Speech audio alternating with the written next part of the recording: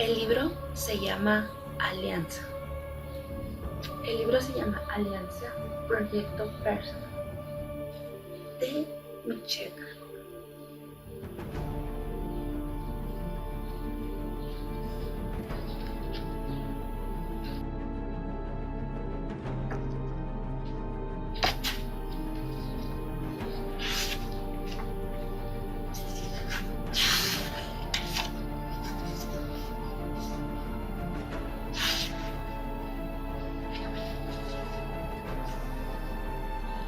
El narcisismo entre la más hermosa pero ordinarias flores. Una flor como ninguna otra. Ella jaló y se inclinó para jalar con más fuerza, pero entonces surgió de la tierra y en su terrible y figurante carruaje reclamó lo suyo. Todo acabó y nadie la escuchó. Nadie. Ella se alejó del rebaño. No lo olvides, ve directo a la escuela. Esto es importante. Deja de jugar y no hables con extraños. Quédate con tus compañeros. No dejes de mirar el suelo, porque así que el foso se abre. Es así con tanta facilidad que el pie se hunde en la tierra. Rita Dove, La caída de Perséfone. Capítulo 1. Lo primero que Noah Thorson notó al despertar fue que tenía los pies fríos. Era raro porque siempre usaba calcetas para dormir. Abrió los ojos e hizo un gesto de dolor en cuanto se quedó deslumbrada. Odiaba dormir en habitaciones con luz brillante e incluso había instalado cortinas con tela blackout en la única ventana de su departamento para que la luz matutina nunca penetrara sus tinieblas. A medida que su vista se fue ajustando, trató de comprender lo que la rodeaba. Sentía como si le hubieran inflado varias tallas y rellenado con felpa la cabeza. No tenía idea de cómo llegó hasta ahí, donde quiera que se encontrara. ¿Había vuelto a la correccional? Quizás no. El silencio era demasiado.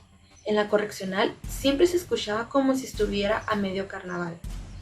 El constante estruendo de las botas de los guardias que resonaban contra los escalones de metal. Las agudísimas pláticas forzadas, el rechinido de los catres y el ruido metálico de las puertas. Los ojos cerrados, con tan solo enfocarse en los ecos, podía incluso saber qué celda la habían arrojado. Unas voces penetraron el perímetro de su conciencia, por lo que se escuchaba. Se trataba de dos personas que hablaban en susurros. Trató de sentarse y entonces el dolor la abatió. Hizo un gesto potencial y volvió a caer sobre la cama. Era como si le hubieran cortado el pecho en dos. También le dolía la mano. Volteó la cabeza lentamente. Tenía un aparato de goteo intravenoso adherido a la muñeca derecha. La manguera llegaba hasta una bolsa que colgaba un atril de metal. La cama en que yacía estaba helada, al igual que el metal. Era una mesa de operaciones y, sobre ella, había una luz. Entonces, estaba en un hospital, pero no olía así, a sangre, sudor y vómito. En una batalla contra el hedor del amoníaco. Levantó la mano izquierda, su brazalete de jade, el que nunca se quitaba, no estaba ahí. Al darse cuenta de ello, se dispararon las sutiles más telarañas en su mente. Se levantó con mucho cuidado sobre sus codos y frunció el ceño. Aquello no se parecía a ningún hospital de los que habían visto antes. Estaba al centro de una cámara de vidrio, en una caja de 6x6, con las ventanas esmeraldas para que no pudiera ver hacia afuera. El suelo era de concreto puro, aparte de la mesa de operaciones instrumental, médico y desperdigados por ahí.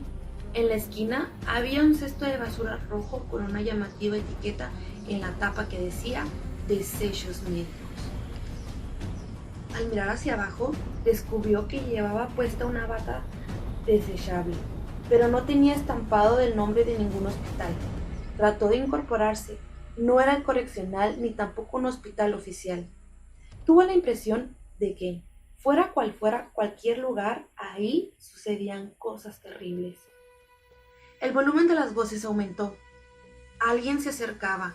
Noah había pasado los últimos 10 años defendiéndose. Aprendió que, sin importar si se trataba de policías, doctores o trabajadores sociales, no debía confiar en las figuras de las autoridades. Y no pensaba bajar la guardia ahora, mucho menos en aquella situación. Lentamente deslizó los pies sobre la mesa de operaciones hasta tocar el suelo. Se abrazó para reprimir los escalofríos. El cemento estaba helado. Fue como pisar descalza sobre un glaciar. Las voces se callaron justamente afuera de la cámara. Noah guardó los oídos para escuchar y alcanzó a distinguir algunos fragmentos. Éxito, llámalo. Lo que tenemos que... No puedo creer que finalmente... La última frase la percibió con nitidez del cristal. Era la voz de un hombre que en tono de resignación decía: ellos se encargarán, ya no es problema nuestro. Mientras luchaba para evitar que los dientes castañaran, inspeccionó la habitación. A unos cuantos metros vio otra vez la charola de metal con instrumentos médicos. Estaba a punto de llegar a ella cuando la puerta se abrió al otro lado de la cámara. Mientras luchaba para evitar que los dientes le castañaran, dos hombres vestidos con ropa quirúrgica entraron. El primero era delgado. Tenía un mechón blanco de cabello rubio sobre la frente, debajo de la gorra de cirugía. El otro doctor era de origen latino y más joven.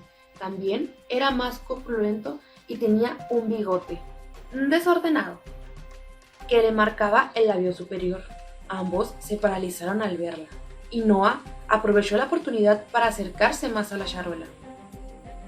¿Dónde estoy?, preguntó. Su voz se escuchó más débil de lo normal, como si no hubiera hablado durante algún tiempo. Los doctores se recuperaron de la sorpresa y se miraron. El joven sacudió la cabeza y el latino salió apresuradamente de la habitación. ¿A dónde va?, preguntó Noah. Ya se encontraba poco más a medio metro de la charola y el doctor estaba a 1 metro delante de ella misma. El doctor levantó las manos en ademán de aplacarla. «Estuviste en un terrible accidente, Noah», dijo en un tono consolador. «Te encuentras en un hospital». «¿Ah, sí?». Sus ojos se entrecerraron. «¿En cuál?». «Vas a estar bien. Es normal que te sientas algo desconsolada». El doctor miró hacia atrás por encima del hombro. «¿Y qué tipo de accidente?». El doctor hizo una pausa, levantó la mirada mientras pensaba en una respuesta. Y entonces Noah supo que le mentía.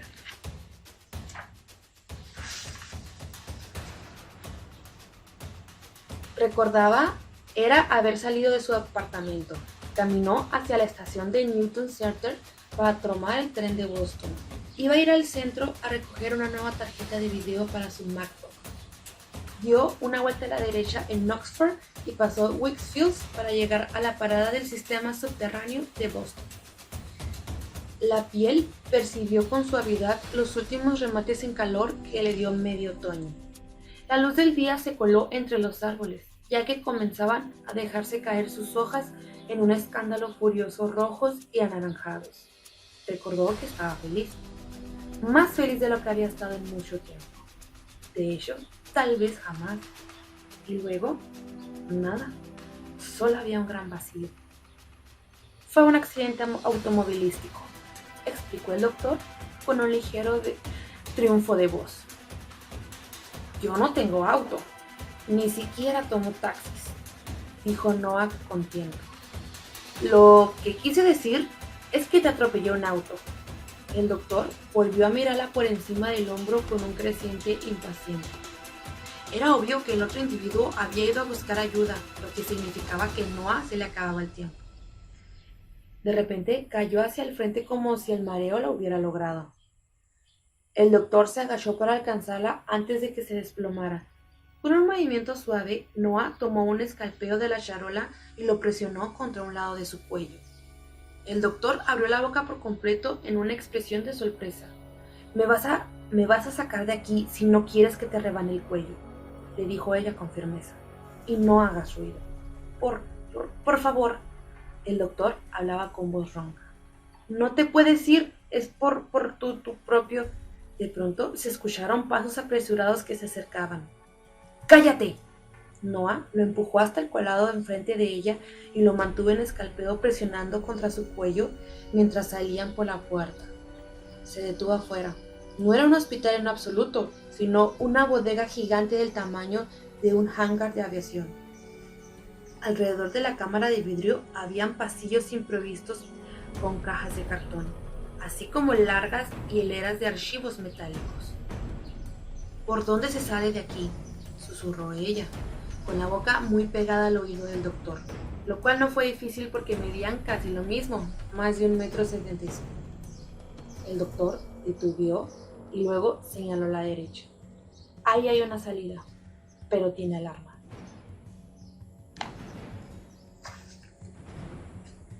Mirando a donde apuntó, Noah vio el angosto corredor que contenía a la derecha y arrojó al doctor hacia allá. Se escuchaba que alguien daba órdenes a gritos cuando entraron al corredor. Noah oyó a gritos en cuanto notaron que se había escapado. Sonaba como si la persiguieran 12 personas por lo menos. El corredor era largo y angosto, y cada lado había cajas afiladas a la altura de un hombro. Uno de los tubos fluorescentes que se creían encima de ellos parpadeó y los iluminó con una luz espupiosa. Noah se esforzó por ignorar el terrible dolor que ella tenía en el pecho y el pánico que la agobiaba. 3 metros más adelante, el corredor daba vuelta a la derecha. Noah y el doctor continuaron avanzando y se encontraron con una puerta grande de metal con cadenas. Eso no es una alarma, dijo Noah llanamente. No tiene caso que me lastimes, suplicó el doctor. No puedes irte, él jamás permitirá que lo hagas. Noah vio que a su lado había pilas de cajas y la de hasta arriba se encontraba abierta. Introdujo la mano que tenía libre y se atrevió a mirar. Había orinales de metal, pero no los podía usar para romper un candado. Aunque estaba atrapada, resistió la ansiedad de gritar por la frustración. Atrás, en la parte abierta de la bodega, habría tenido la oportunidad de escapar, pero ahora no era más que una rata llegando al final del laberinto. Quedaban, si acaso, tan solo unos minutos antes de que se encontraran. «Quítate la ropa», le ordenó el médico. «¿Qué? Pero», balbuceó él. «¡Hazlo ya!». Noah presionó el escalpelo con más fuerza sobre su pie. Un minuto más tarde, el doctor temblaba de frío en ropa interior, mientras ella se calzaba los crocs y se ajustaba el tapabocas. Fue bueno que él fuera quien decidiera quedarse, porque la ropa quirúrgica de latino no le habría quedado para nada. Noah frunció el ceño y respondió con un puñetazo doble a la barbilla. Era un truco que habría aprendido a la mala cuando ella misma recibió uno. El golpe noqueó con la mandíbula del doctor y le azotó la cabeza hacia atrás. Cayó con fuerza y tiró varias cajas a su paso. No se volvió a levantar más. «Odio a la gente negativa», murmuró ella. De repente, el doctor latino salió disparado del corredor y se derrapó hasta quedar frente a ellos. Noah metió la mano a la caja que tenía a su lado. «¿Kim?», preguntó el doctor, abriendo los ojos cada vez más. Entonces Noah se enfiló corriendo hacia él. Mientras corría, lanzó el brazo hacia atrás y le dio el mayor impulso posible hacia un orinal. El médico, asustado, levantó los brazos para protegerse el rostro. El orinal produjo un sonido hueco y agudo que, al hacer contacto con él, la sien del doctor, quien solo puso los ojos en blanco y se desplomó a un lado del otro. Noah volvió apresurado al corredor y se detuvo al final del mismo. Aún tenía el calpero en la mano izquierda, pero lo más probable era que la gente se iba a enfrentar tuviera cuchillos e inclusive pistolas. Había poca luz en la bodega, lo cual le daba ventaja. Además, el lugar era enorme, por lo que quienes la buscaban tendrían que separarse. La ropa quirúrgica podría engañarlos a distancia, pero el truco no les serviría por mucho tiempo, ya que hallarían a los doctores desmayados en cualquier momento. Tenía que encontrar la salida. Avanzó lentamente entre la oscuridad. A 3 metros detectó otra apertura en la pared. Era un nuevo corredor como de 10 metros de longitud. Era riesgoso entrar a él porque podrían llegar hasta el final solo para descubrir que la puerta estaba cerrada con candado. Al interior, sin embargo, pasar demasiado tiempo en la bodega era un suicidio. Avanzó lo más rápido que pudo hacia lo que parecían otros corredores con la esperanza de que, al ver a lo lejos, sus perseguidores dieran por hecho de que se trataba del doctor Rubio. Por desgracia, los Crocs no eran precisamente lo más adecuado. Rechinaban sobre el concreto desnudo y no le permitían correr. A pesar de